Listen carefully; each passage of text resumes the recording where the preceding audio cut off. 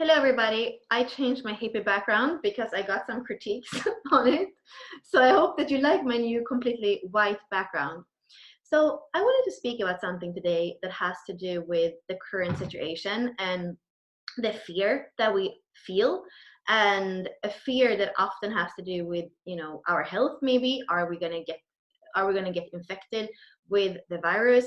Are we going to go to the supermarket and find out that there is no water, not the basic things that we need? Like, are we not going to be able to see our loved ones that are maybe in another country or somewhere else?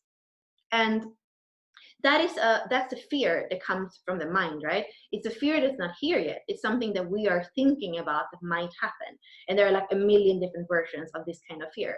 So yesterday for me, I felt another kind of fear that was, related to this. So I had heard, and I think many of us have heard, that maybe the internet will go down, and maybe, they're going to enforce it with militaries or police in all the, corners of the streets. So you're not going to be able to go out. You're not going to be able to know what's happened because your internet, your phone, nothing will work. It's going to be kind of complete darkness.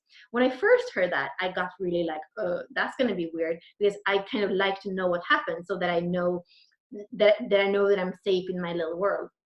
So that I kind of transformed that into, oh well, maybe it's for everybody's best and all that. So that was over. But then yesterday there were like helicopters everywhere, and for 2 hours there were just helicopters circulating around the neighborhood, and there were also police cars and, the lights of the cars.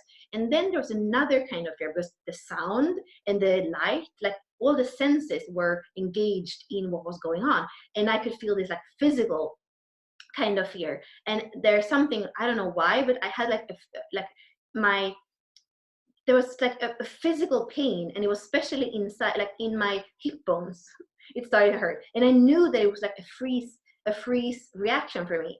So I had to lay down in the sofa, and just basically kind of put my hand on my belly, and just do this for, for 30 minutes, and put on music, to also kind of creating a soundscape that would make me feel safe, so that I couldn't hear what was going on outside, because I knew that for me to concentrate on the sound outside and the lights and everything that was going to like invading my physical body to make me feel fear was not going to be a good idea.